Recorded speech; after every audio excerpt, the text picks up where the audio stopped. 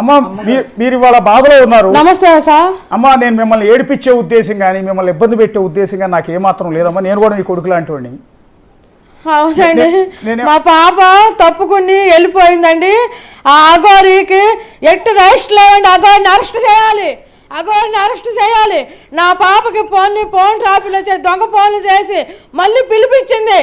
Aghori 8 rights లేవు. అటు ఇటు కానివాడికి ఇస్తే మేమేమని నా పిల్లల్ని ఏం బతికించదండి, నా పిల్లని ఏం బతికిందండి. వాళ్ళ బేస్టాక్ వచ్చి పడిపోయాడు, నన్ను కొట్టి నేను స్టేషన్కి వెళ్ళి కేసు పడటం జరిగింది. నువ్వే పిల్లల్ని తీసుకెళ్ళిపోయావు, నువ్వే పిల్లల్ని అమ్ముకున్నావు అని తలంతా గాయాలు. ఇప్పుడు ఎస్ఐ గారి దగ్గరికి వెళ్ళి కేసు పెడతానంటే ఎస్ఐ గారు నన్ను ఇప్పుడు వచ్చమ్మా నువ్వు ఇంటికి వెళ్ళు నేను వస్తానంటే ఇంటికి వస్తే ఇంట్లో కాడ రానిపోతే నేను బయట దాక్కుంటే మా బాబు ఎండలో అంతా తిరిగి వచ్చి నన్ను అమ్మ రెడీ అవ్వు ఏంటి హైదరాబాద్లో ఏదో స్టూడియోలో ఉందంటే పాప లైవ్ ఇస్తుంది మనం వెళ్దామంటే నేను పొద్దున్న పెట్టి మేమేమీ తెలియలేదండి. పాషం కానీ వెళ్ళిన పిల్ల పారిపోయిందండి అటు నుంచి అటు గేట్లో నుంచి. ఎంతో వశీకరణ చేసి నా పిల్లని అంత మాయ మాటలు చెప్పి తల్లిదండ్రులను ఏడిపించి నువ్వు మా పిల్లల్ని వశపరుచుకుంటా నీకు ఏం సుఖం ఉంటుంది. అఘోరి నిన్ను అరెస్ట్ చేయాలి. దయచేసి చెబుతున్నాను పోలీస్ డిపార్ట్మెంట్ వారికి, డీజీ గారికి, ఎస్పీ గారికి, చంద్రబాబు నాయుడు గారికి, పవన్ కళ్యాణ్ గారికి, నారా లోకేష్ గారికి ఇటువంటి మాయ మాటలు చెప్పి నా పిల్లల్ని తీసుకెళ్ళి వసపడి ఏం పెళ్ళండి అటు ఇటు కానడుతూ నా కూతురు ఏం సుఖపడుతుందండి. ఏమైనా మంచాన్ని తీసుకెళ్ళిందండి దేనికండి? ఆ పిల్లకి కడుపులో మందు ఉందండి, వశీకరణ చేసిందండి. మేము తీసుకెళ్ళే క్రమంలో మళ్ళీ ఫోన్ చేసి రప్పించిందండి. అదే అబ్బాయితో లేచిపోతే ఇష్టపూర్వకంగా పెళ్లి చేసేవాళ్ళ?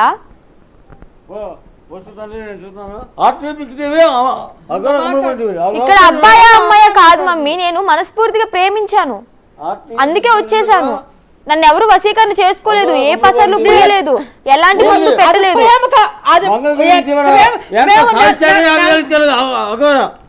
నెల రోజులు మేము మెడికల్ టెస్ట్ లో ఉండాలి. నువ్వు అని అంటే ఎందుకు వెళ్తున్నావు? మెడికల్ టెస్ట్ ఆల్రెడీ హాస్పిటల్ కి వెళ్ళాను.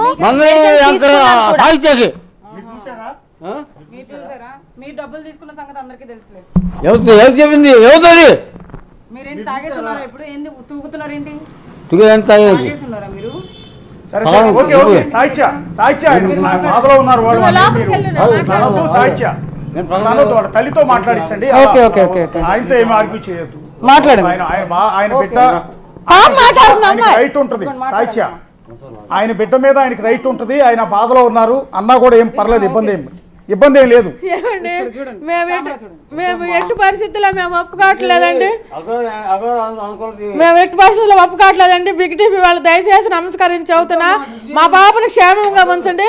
మేము ఇప్పుడు బుక్ చేసుకుని వస్తున్నాము, మాకు క్షేమంగా అప్పు చెప్పండి, మీకు నమస్కరించి వేడుకుంటున్నామండి. అది అఘోరి మాయ అఘోరి అండి. మా అమ్మాయి మెడికల్ టెస్టులు చేయించుకున్నా. మమ్మీ వినిపిస్తుందా? నేను రాను మమ్మీ మీ దగ్గరికి. నువ్వెందుకు రావు? దేనికి రావు? రాను. అండ్ అదే మీకు ఇష్టం లేనప్పుడు దేనికి రావు? కాదు, మీకు ఇష్టం లేనప్పుడు మరి తాళి కడుతున్నప్పుడు ఎందుకు ఆపలేదు? అప్పుడు ఎందుకు నవ్వారు? కోడల పిల్ల అని చెప్పి ఎందుకు పిలిచారు? మరి ఇష్టం లేనప్పుడు అప్పుడే ఆపొచ్చు కదా. మొన్నటిదాకా ఆయన పొగిడావు, నీకు మైండ్ బాగా దూరుకో.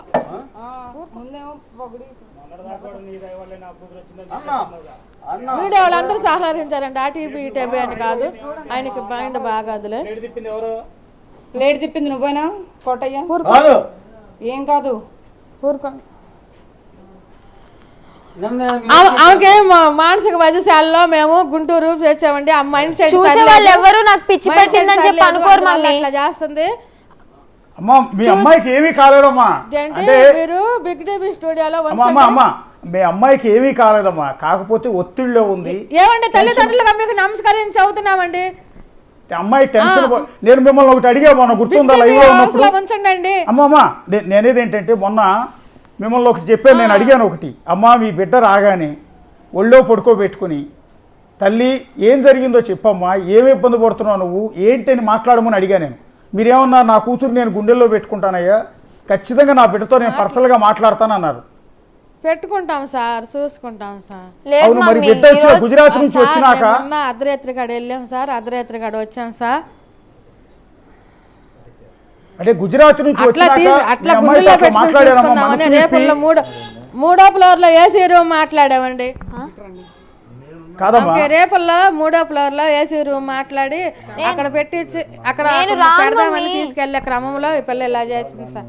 నేను రాను, మీరు ఇప్పుడు బలవంతంగా నా శవాన్ని చూస్తారు కానీ కాదు, మీరు బలవంతంగా తీసుకెళ్ళి నా శవాన్ని చూస్తారు కానీ మంచిగా అయితే చూడలేరు. నేను ఫిక్స్ అయిపోయాను, నాకు పెళ్లి అయింది మమ్మీ. నేను ఇప్పుడు చెప్తున్నా విను మమ్మీ, నేను ఇప్పుడు చెప్తున్నాను నాకు పెళ్లి అయింది. నాకు ఒక తోడున్నారు, ఇప్పుడు ఆయనతో సహజీవనం చేయాలి. నేను మైండ్ బాగాదు, ఆయనతోనే సహజీవనం చేయాలి. అదే హాస్పిటల్ నుంచి పేపర్ తెచ్చారు కదా, చూపించండి బాలేదని. హైదరాబాద్ లో ఉందంటే అందుకే తెచ్చుకున్నారు. మేము వచ్చి మాట్లాడి అక్కడ అన్ని చూపించుకుని పాపం తీసుకుంటామండి. నేనైతే రాను మీతో. అమ్మా అమ్మా ఇప్పుడు ఒకసారి మీ పాపతోనే మాట్లాడండి.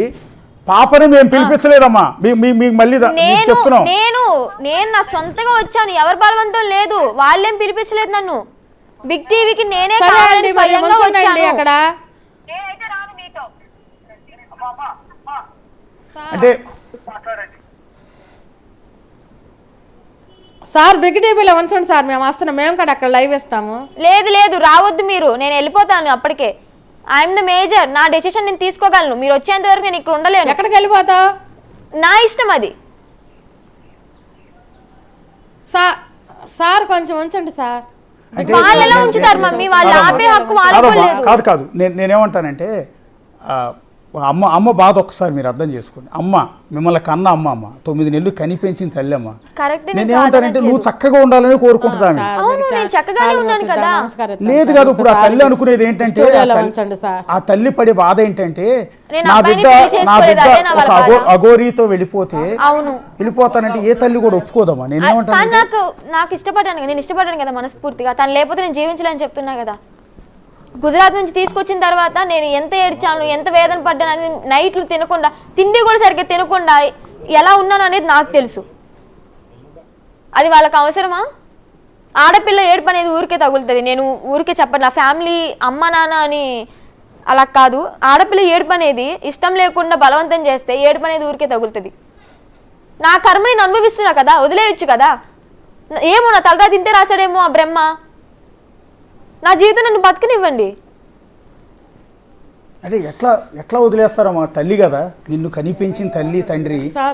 అంటే వాళ్ళు ఇష్టం వచ్చినట్టు చెప్తున్నారు, ఎలా వదిలేస్తాము తీసుకెళ్తాము అని. అలాగే నాకు ఇష్టం ఉంటుంది కదా, నేను రాను, నేను పెళ్లి చేసుకున్న అతనితో ఉంటానని నేను అంటున్నాను. అది పెళ్లి చేసుకుని ఒక మగవాడిని చేసుకుంటే ఆ తల్లి హ్యాపీగా ఉండేదమ్మా, ఏం అనుకునేది కాదు. ఇష్టపడ్డాను కాబట్టి చేసుకోవచ్చు, ఎవరితోనైనా సహజంగా ఉండొచ్చు. చెప్పండమ్మా.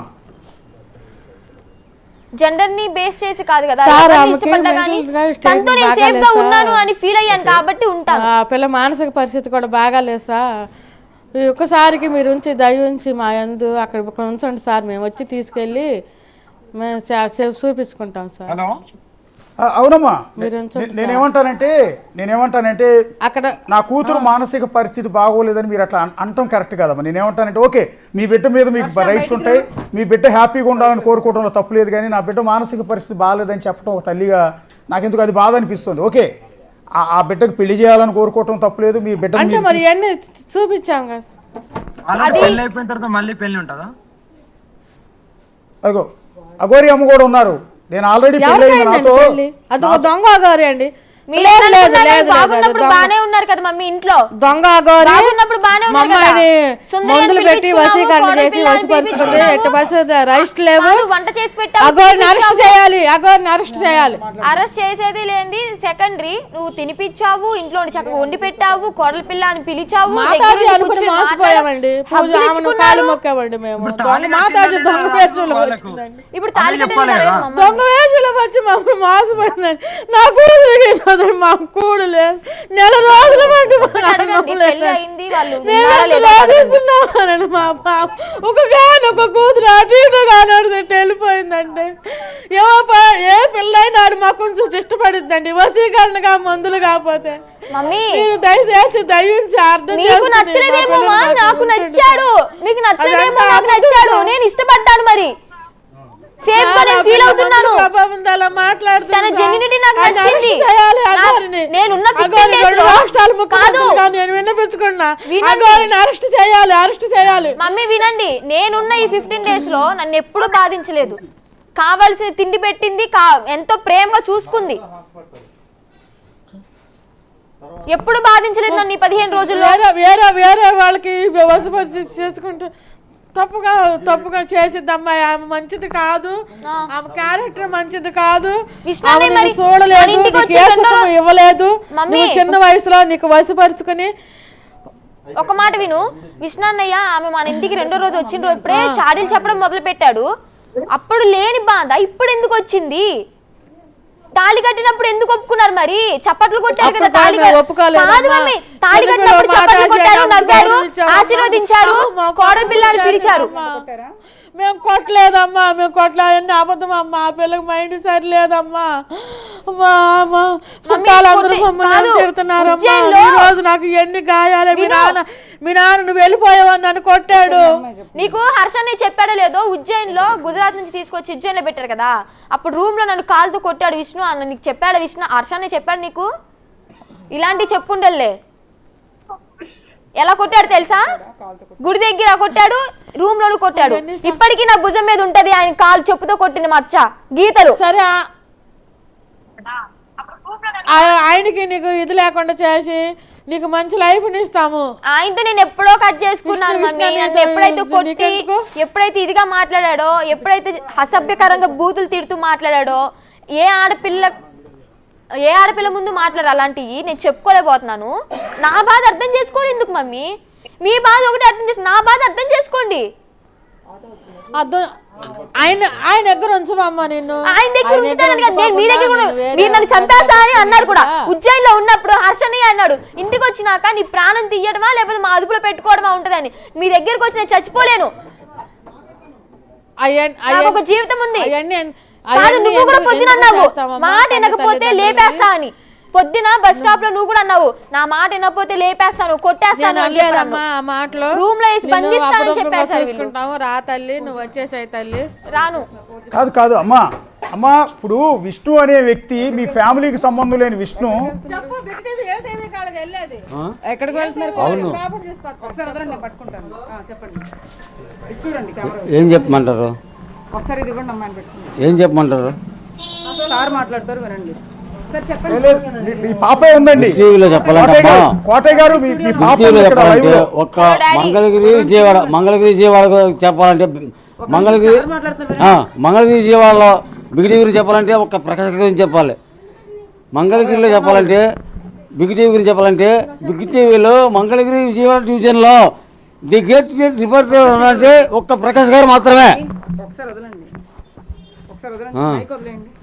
వెళ్తా హైదరాబాద్ వెళ్తున్నాం అండి, వర్షం దగ్గరికి. అవునండి, అవునవును, అవునండి.